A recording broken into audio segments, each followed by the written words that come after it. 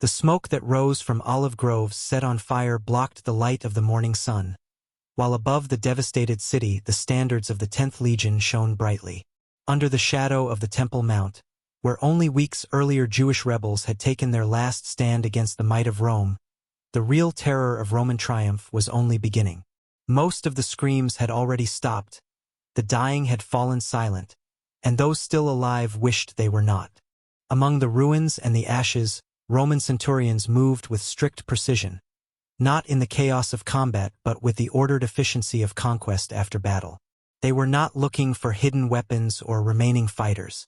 Instead, they hunted for something far more valuable to the Roman imperial machine: the wives of the defeated.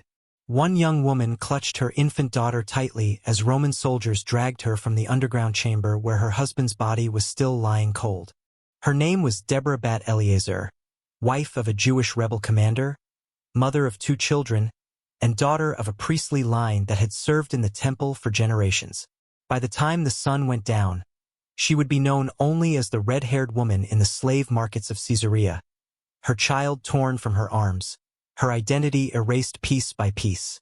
What Rome did to the wives of fallen warriors was not only savage, it was a deliberately constructed system of human destruction that became one of the empire's most effective weapons of domination.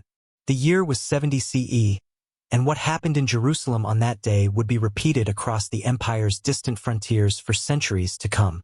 Roman military doctrine did not simply allow the organized exploitation of enemy women, it required it. This was not random violence from soldiers without control, but a planned process that turned human beings into commodities, families into fragments, and entire nations into brief notes in Rome's triumphal histories. When Titus and his 4 legions arrived at the gates of Jerusalem, the city was crowded with Passover pilgrims, its population perhaps 3 times its normal size. The Jewish rebels who had resisted Rome for 4 years had brought their families within the city walls, believing that they could endure the empire's fury. What they did not understand was that Rome's greatest weapon was not the siege engine or the tall tower, but the systematic turning of human beings into instruments of imperial authority. The siege that followed became one of the most fully documented examples of Roman conquest methods. Titus did not simply want to crush the rebels. He aimed to erase the very possibility of resistance by showing what awaited those who opposed Rome's will. The ordered design of Roman siege tactics served 2 purposes: military victory and psychological terror. Each stage of the assault was meant not just to destroy walls but to destroy spirits, turning conquest itself into a warning that echoed through generations. When the outer wall collapsed after 15 days of constant bombardment, Roman forces did not immediately push forward. Instead, they waited, letting fear and despair spread inside the city. This was not mercy, it was deliberate strategy. Josephus, the ancient historian who saw the events himself, recorded how Roman soldiers herded survivors into predetermined collection points. The process showed chilling efficiency. Men old enough to fight were separated from women and children, the elderly were executed without hesitation, and those who could be sold in the slave markets were listed and registered. The wives of defeated warriors faced a fate carefully arranged to meet several Roman objectives. Young women of childbearing years were selected first, for they provided not only quick profit but also long-term demographic change. The Roman vision of conquest went beyond the battlefield and into the very womb of the conquered. By taking away the wives and mothers of their enemies, Rome not only profited from slavery but also cut off the reproduction of resistant populations, while at the same time filling Roman homes with children who would grow up knowing only servitude. Archaeological evidence from the destruction layer of Jerusalem confirms the systematic nature of these practices. Female skeletons uncovered in the burned upper city show trauma patterns, deliberate injuries meant to disable but not to kill, keeping women alive for trade. Their placement suggests organized handling, not random acts of violence. Roman efficiency extended even into human trafficking, with evidence that captives were examined, separated, and transported according to established protocols that maximized profit and minimized resistance. The story of Princess Chiamera, more than 200 years earlier in 189 BCE, illustrates how such practices had already become standard Roman doctrine. When Roman soldiers captured this Gallic noblewoman during the campaign of Titus Manlius against the Brucari in Lusitania, They were not simply taking a prisoner, they were acquiring valuable property whose price depended on her remaining unhurt for sale. The centurion who raped her violated not only her body but also Roman protocol, which demanded that high-value captives remain untouched in order to preserve their market value. Chiamera's act of revenge, ordering her followers to kill and behead the man, stands as a rare moment of justice in a system designed to prevent exactly such resistance. The Roman way of handling the wives of defeated warriors operated on many levels, each serving specific imperial objectives. At the most direct level, the capture and the sale of women brought immediate profit to the Roman forces. Ancient sources suggest that attractive female slaves could reach prices equal to several years of wages for an ordinary Roman soldier, creating strong incentives for systematic capture rather than uncontrolled violence. Yet the economic motives extended far beyond personal gain. The slave trade functioned as a central mechanism for Roman economic growth, turning human beings into liquid wealth that could finance further military campaigns. Polybius, one of Rome's most respected military historians, directly described how Roman armies practiced what modern scholars call conquest rape as a regular element of warfare. His accounts make clear that sexual violence against female captives was not an accident of Roman battles but a built-in part of them, serving purposes far beyond individual pleasure. The organized character of these practices is evident in his descriptions of campaigns, where the treatment of female prisoners followed established rules meant to maximize both short-term profit and long-term domination. The visual culture of Roman conquest provides some of the most disturbing proof of how deeply these practices were woven into imperial ideology. Artistic images carved on triumphal monuments show captive women with standardized gestures, arms placed to signal submission, clothing arranged to suggest sexual vulnerability, and expressions painted with terror and resignation. These were not random artistic choices but deliberate propaganda designed to communicate Rome's complete power over conquered peoples. The constant repetition of these images across different monuments and time periods shows standardization at the highest levels of Roman state culture. Triumph parades transformed the exploitation of enemy women into public ceremony. When Titus returned to Rome after the destruction of Jerusalem, his triumph displayed not only the sacred objects of the temple but also hundreds of Jewish captives, many of them wives of rebel leaders. The way these women were presented, chains arranged to underline their former rank, clothing designed to highlight their humiliation, positioning that gave maximum visibility to the Roman crowd, showed the triumph's dual aim, celebrating victory while also proving the complete domination of the enemy's social and reproductive order. The handling of captured women followed Roman procedures refined over centuries. Sorting began right after capture, with women divided according to age, physical health, and social standing. Those judged suitable for the markets were moved to collection centers, often traveling hundreds of miles under conditions intended to break their resistance while keeping their value intact. Ancient writers explain how Roman officials kept detailed registers of captured populations, recording not only numbers but also specific features affecting prices, evidence of a systematic process that contradicts any idea of random cruelty. The economic network supporting Rome's trafficking of women extended throughout the empire. Major cities like Rome, Alexandria, and Antioch had specialized slave markets where women taken in war were sold alongside others acquired by different means. But the demand for female captives went beyond simple labor. Roman society developed complex systems to exploit women across different sectors of the economy. Beautiful women might be used as household slaves or concubines, while others with particular skills could be trained for work in textiles, entertainment, or even education. Archaeology from Roman slave markets shows the organized nature of this trade. Excavations at Ostia, Rome's harbor city, uncovered facilities built specifically for female captives, with separate areas for women of different ages and conditions. The very design of these buildings speaks of calculated efficiency. Spaces built to prevent escape while maximizing display to buyers, installations for forced bathing and changing of clothes, areas where appearances could be improved to increase value at sale. These were not temporary cages but permanent infrastructure for continuous human trafficking. The psychological effects of these Roman practices went far beyond individual prisoners to entire communities. By systematically removing the wives and mothers of conquered men, Rome was not only profiting from slavery but also dismantling the social structures that might otherwise support resistance. The absence of women of childbearing age caused demographic crises that lasted for generations, preventing conquered peoples from regaining their strength. This demographic warfare served Roman goals by keeping former enemies weak both culturally and demographically long after the war itself. Ancient authors describe how Roman officials openly publicized their treatment of female captives to increase psychological impact. When Caesar's armies subdued Gallic tribes, the removal of women was not hidden but displayed, sending warnings to others of the cost of resisting Rome. The ways in which Roman forces marched women through captured lands, exhibited them in towns, and allowed survivors to witness their fate, worked as propaganda often more effective than military violence in maintaining Roman dominance.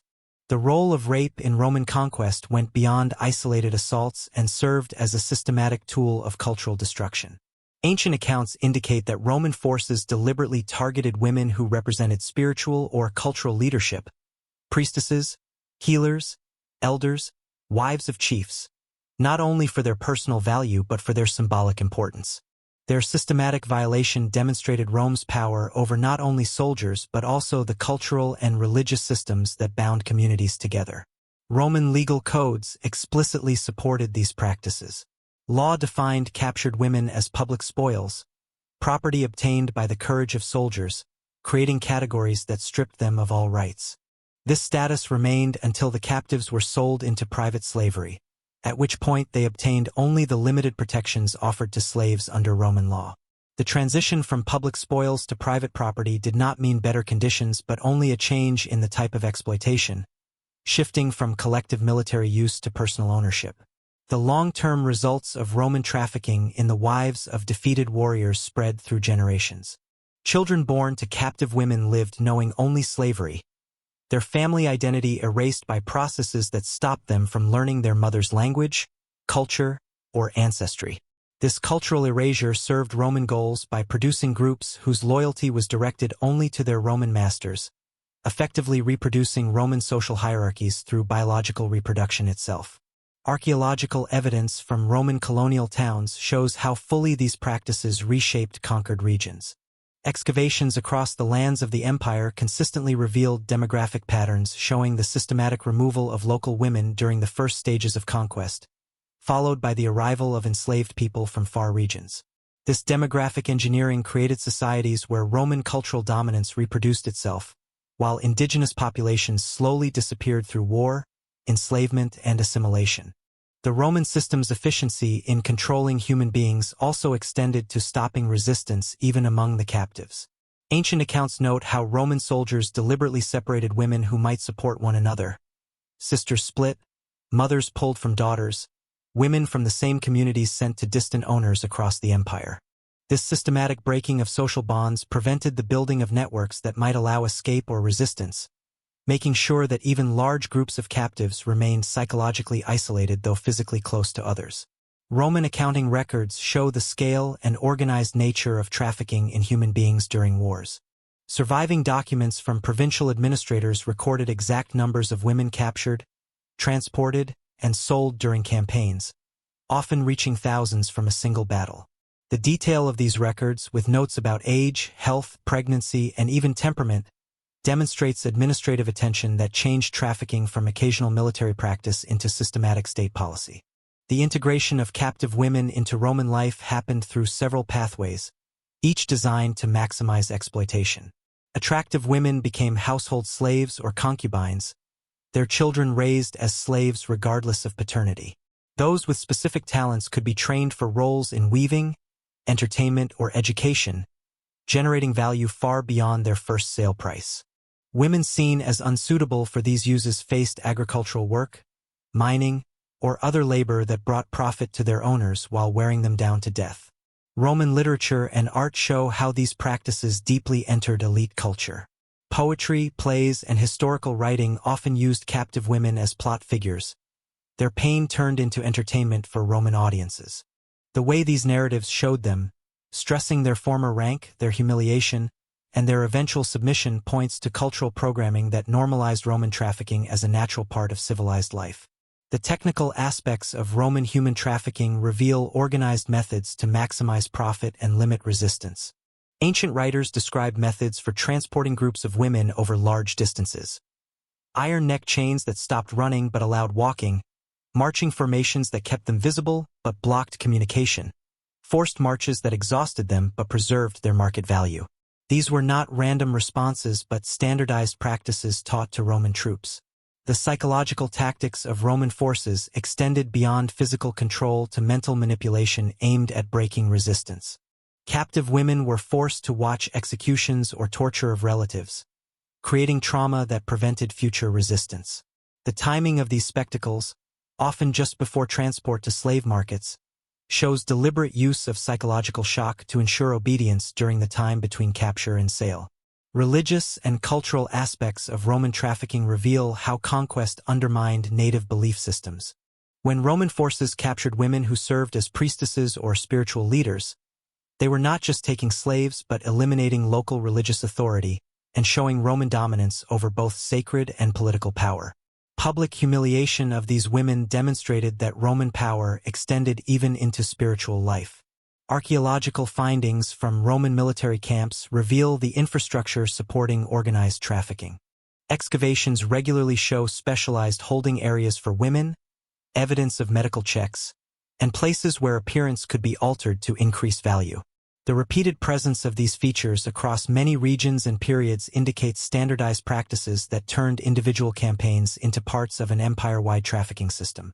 The role of provincial administrators in keeping these networks shows how fully they were integrated into Roman government. Documents that survive show how local officials worked with Roman forces to identify valuable captives, manage holding sites, organize transport to major markets, and ensure profits from trafficking flowed to Roman authorities. This administrative structure transformed conquest from simple war into systematic economic exploitation. Roman medical practices connected with captive women reveal disturbing concern with keeping market value while preventing resistance. Ancient sources explain how Roman forces used physicians to examine captive women, selecting those suited for various markets and treating injuries that could reduce their price. The medical practices described, forced feeding to improve appearance, treatment of wounds until they healed enough to preserve value, even early forms of cosmetic surgery, show a systematic method of human trafficking that extended to medical alteration of captives' bodies. The international dimensions of Roman trafficking reveal networks that went far beyond single conquests. Women taken from specific regions were often moved to far-off markets where their exotic origin could raise their value, creating trade systems that connected frontier warfare to city markets thousands of miles away. These networks served not only economic purposes but also cultural ones, bringing enslaved foreigners into Roman communities in ways that reinforced cultural superiority while enriching Roman slave owners. The development of Roman law concerning captive women demonstrates how deeply trafficking became part of Roman society. Over centuries, Roman law built increasingly detailed systems for regulating the capture, movement, and sale of enemy women, creating legal categories and procedures that normalized trafficking as a standard part of imperial rule. The precision of these laws, different rules for women of varied ages, social classes, or ethnic origins, shows the systematic attention that turned acts of violence into institutionalized policy. The psychological character of Roman officials involved in trafficking reveals how much these practices were normalized within elite culture. Surviving letters and memoirs show educated Roman administrators writing about the capture and sale of enemy women with the same calm detachment used for other bureaucratic matters, suggesting cultural conditioning that allowed systematic atrocities to appear routine aspects of civilized governance. Archaeological discoveries from Roman cities reveal how trafficking shaped the very demographics of Roman society. Excavations consistently show populations including many foreign-born women, confirmed through burials, inscriptions, and even DNA evidence proving that Roman wars transported women from conquered peoples into service throughout the empire. The resistance that appeared against Roman trafficking practices shows both the system's scope and its human cost. Archaeological remains record rising cases of female suicide during conquests, while written accounts describe desperate attempts of families to hide women from Roman forces, even whole communities choosing death over enslavement. These responses prove that conquered populations recognized Rome's systematic exploitation of women as something more terrifying than ordinary military defeat. Roman innovations in trafficking continued to develop during the empire, improving transport methods, systems of communication to coordinate markets, and financial tools that allowed investors to profit from the trade without taking part in capture or transport. These developments reveal how Roman society turned human trafficking from wartime activity into a complex economic machine generating wealth for many parts of society. The role of Roman women in these networks shows how deeply they penetrated social life. Elite women often became buyers of female captives as household slaves, and surviving accounts describe Roman matrons helping to select captives for roles, even training them for specific duties. This participation by women of the conquerors shows how imperialism involved them in exploiting women from defeated peoples. The demographic results of Roman trafficking extended beyond individuals to reshape the genetic and cultural character of whole regions. Modern genetic research demonstrates Roman-era population shifts consistent with trafficking records, while linguistic and cultural studies show how the systematic removal of local women during conquests created lasting changes in communities that survived long after Rome fell. The destruction of family structures through trafficking supported imperial aims by blocking conquered groups from reproducing their cultures and societies. By removing wives and mothers, Rome was not simply taking slaves but also dismantling the foundations needed for future resistance. The deliberate targeting of women with central community roles, midwives, healers, teachers of tradition, reveals cultural warfare that reached far beyond military needs. Roman commemorations of victories show how trafficking crimes were erased from official memory. While monuments displayed victories and treasures, they rarely acknowledged the human cost, instead presenting expansion as spreading civilization to barbarians. This erasure from official history helped normalize imperialism by hiding its brutal side from future generations. Yet the survival strategies of trafficked women reveal both the system's severity and the resilience of the human spirit. Ancient sources describe women who secretly preserved traditions, who taught their children in secret, who built hidden support networks allowing survival under systems meant to prevent solidarity. These strategies prove that even Rome's systematic approach to trafficking could not fully erase human resistance and cultural memory. The haunting question is how Roman practices of exploitation shaped later empires and continue to affect modern warfare and conquest. The methods Rome developed, documentation of captives, specialized transport, administrative coordination, cultural programming, formed models that later imperial powers would refine and use.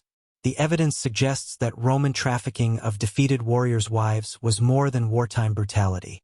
It was a deliberate form of demographic warfare that served Rome by both producing wealth and blocking the recovery of conquered groups' cultural, demographic, and military strength. The sophistication of these systems, their integration into Roman law, economy, and governance, shows an empire that turned human exploitation into a science, creating domination so effective its influence lasted long after Rome's fall. What remains unanswered is how these systems were invented, refined, and institutionalized across centuries of expansion. Archaeological findings suggest growing sophistication in methods, pointing to deliberate development of techniques for exploitation. The question still pressing is which individuals, institutions, and processes shaped the transformation of violent acts into systematic imperial control, developments whose impact still shapes how powerful states treat vulnerable peoples in the modern world.